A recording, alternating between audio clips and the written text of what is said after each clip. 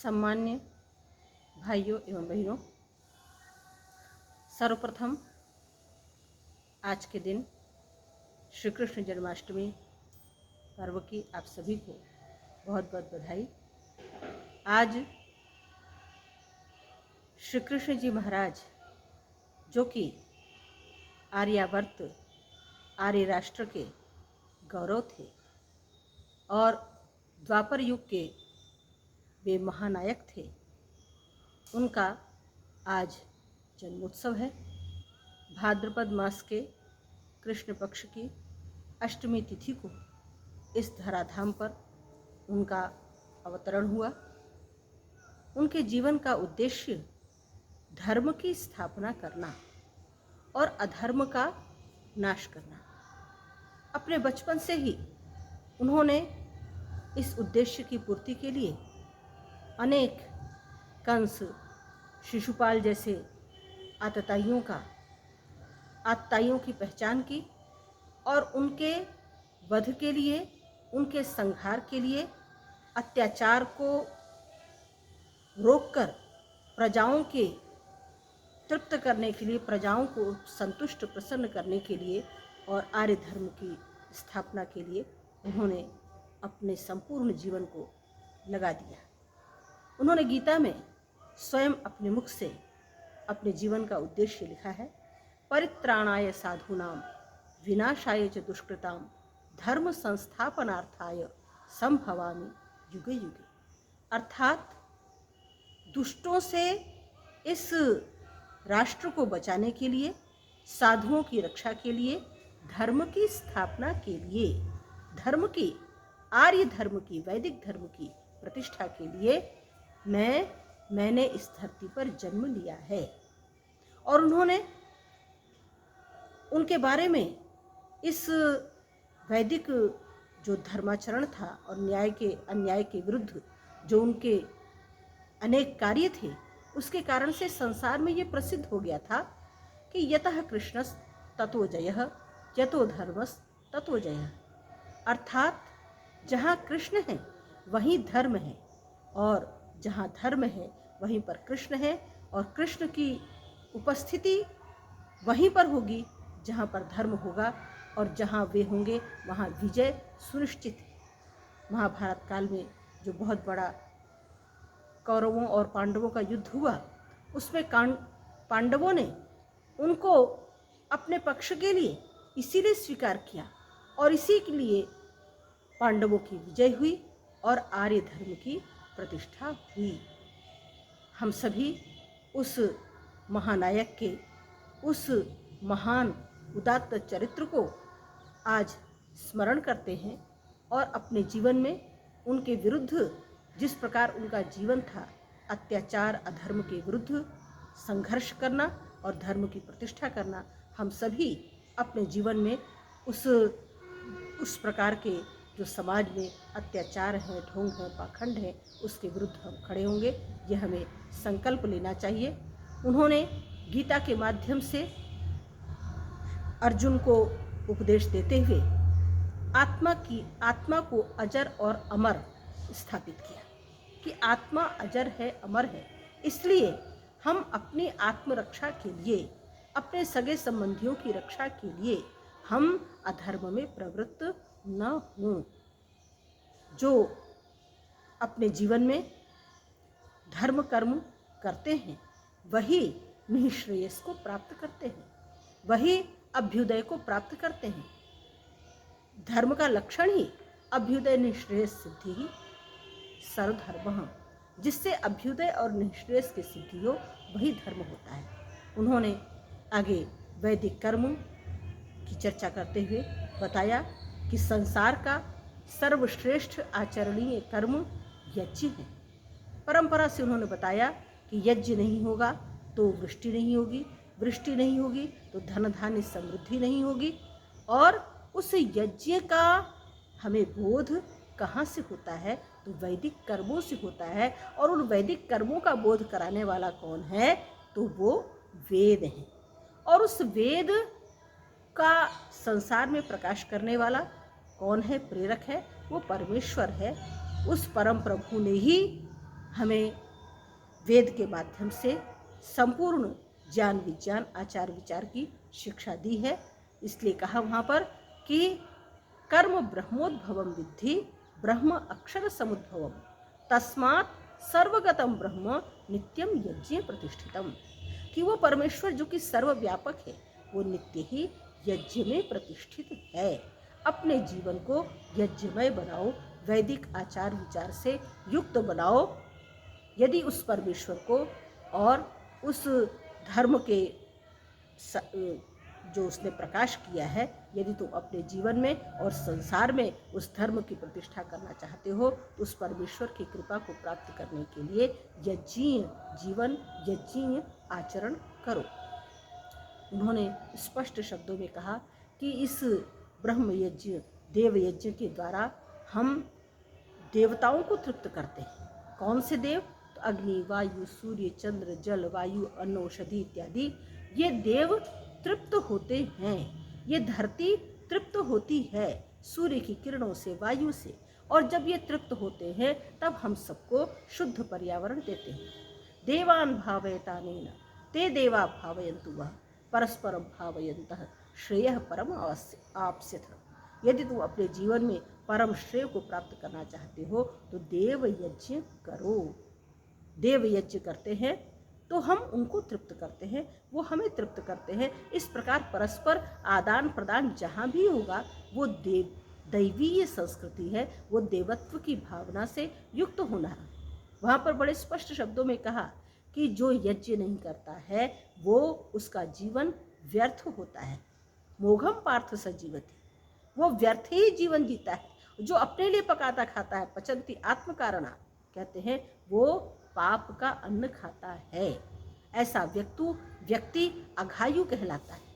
और वहाँ पर कहा इंद्रिया राम, वो व्यक्ति अकर्मण्य है, निठल्ला है, जिसने वैदिक कर्म को यज्ञीय जीवन को नहीं अपनाया है। और वहाँ पर कहा अघायु इंद्रिया राम मोघम पार्थ से जीवती, वो व्यर्थ ही जीवन जी रहा है। इसलिए हमारे जीवन का उद्देश्य यज्ञमय होना चाहिए, धर्म की प्रतिष्ठा होनी चाहिए। ये श्री कृष्ण जी महाराज के जीवन का संदेश है। उन्होंने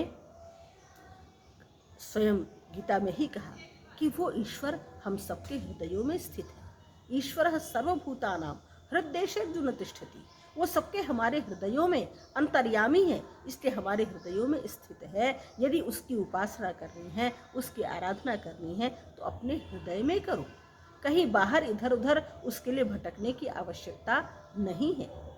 तभी तुम उसके सच्चे आनंद को, सच्चे स्वरूप को प्राप्त कर सकते हो।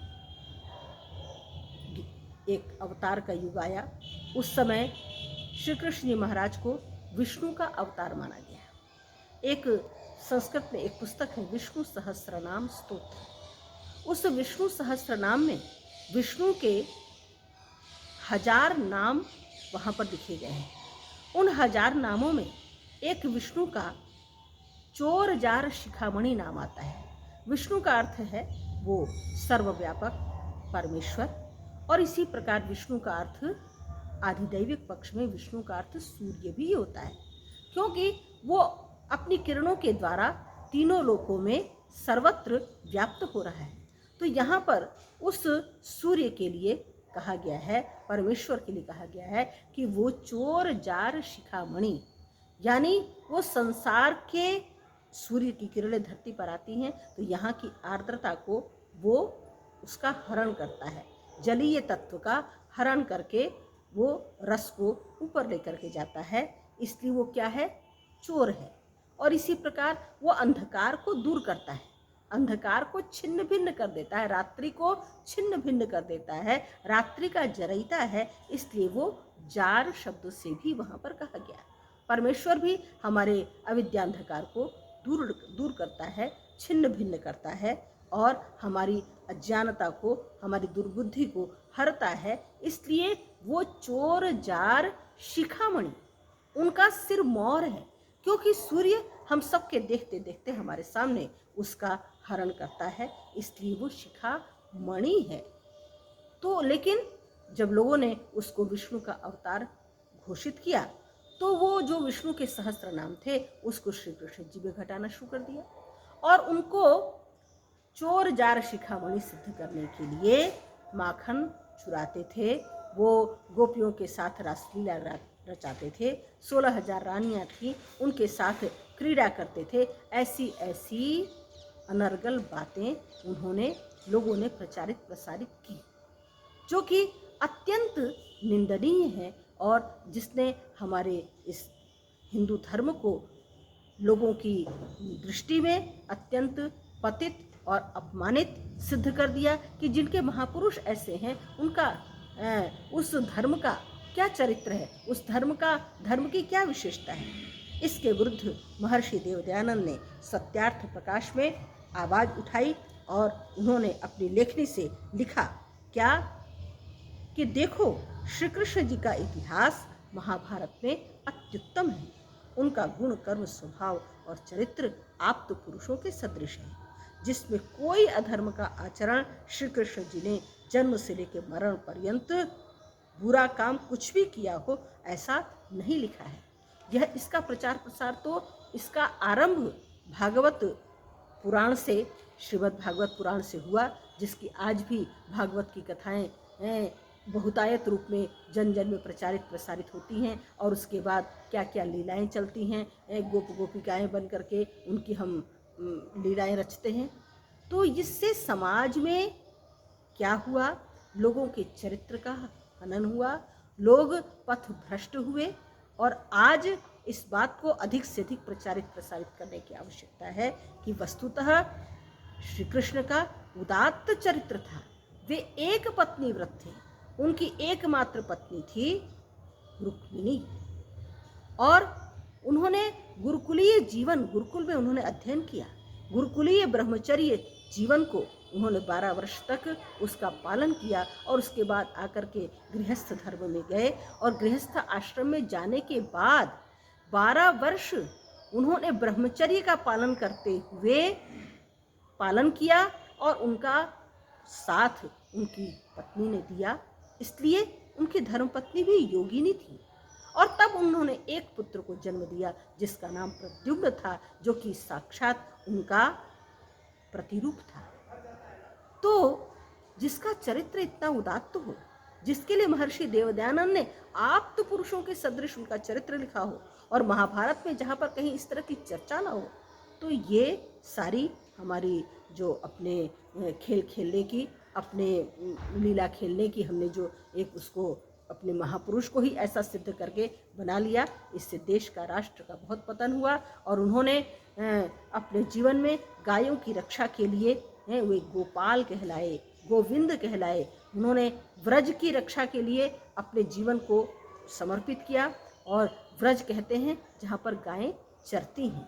तो गोचर भूमि, व्रज भूमि की उन्होंने रक्षा की आतताइयों से और गोवंश की स्थापना की। कि गोवंश जो हमारे दुष्टों के हाथों में जा करके उनका मक्खन इत्यादि दूसरों को दिया जा रहा था, सारे नगरवासी उससे उनके बच्चों को वो दुग्ध और मक्खन इत्यादि नहीं मिल पा रहा था, उसके विरुद्ध श्री कृष्ण जी ने बचपन से आवाज़ उठाई। तो उनका चरित्र ये था। आज आवश्यकता है कि हम उनके चरित्र को अपनाएं और फिर से संकल्पित हों कि हम इस प्रकार अपने उदात्त जो योगीराज श्री कृष्ण जी थे, जिनका चरित्र अत्युत्तम है, हम उसको अपने जीवन में अपनाएं, तभी हमारा ये श्री कृष्ण जन्माष्टमी महोत्सव मनाना सार्थक हो सकता है। जन जन तक इन बातों को, उनके चरित्र को हमें फैलाने की आवश्यकता है। वे दोनों समय प्रातः सायं संध्योपासना करते थे, यज्ञ करते थे। तो हम सबको बिना संध्योपासना के, यज्ञ के किसी भी प्रकार से हमें जीवन में सफलता प्राप्त नहीं हो सकती है। हमें संकल्प करना है कि हम प्रतिदिन प्रातः सायं यज्ञ करेंगे, गोवंश की रक्षा करेंगे, तभी हमारे देश का पुनः अपने गौरव पद को वे प्राप्त कर सकते हैं। मुझे आज एक और अत्यंत प्रसन्नता है कि अभी अपने 5 अगस्त को अयोध्या, जो कि श्री राम की जन्मभूमि है, जो कि 500 वर्षों से वो जो है लोगों के द्वारा उसके लिए संघर्ष किए गए, बलिदान किए गए, उसको वापस हिंदुओं को प्राप्त कराने के लिए जहाँ पर मस्जिद थी उसको वहाँ पर अपनी जन्मभूमि श्री राम का जन्मभूमि प्राप्त हो, शिलान्यास हुआ। और हम सभी एक बार उसके लिए भी सभी को हम परस्पर बधाई देते हैं। माननीय मोदी जी के सानिध्य में इतना गौरवपूर्ण कार्य संपन्न हुआ। तो एक बार इस जन्मोत्सव महोत्सव श्री कृष्ण जन्माष्टमी महोत्सव के लिए आप सभी को बहुत बहुत शुभकामनाएं। और हम सब मिल करके योगीराज श्री कृष्ण जी महाराज की मिल करके एक बार जय बोलेंगे।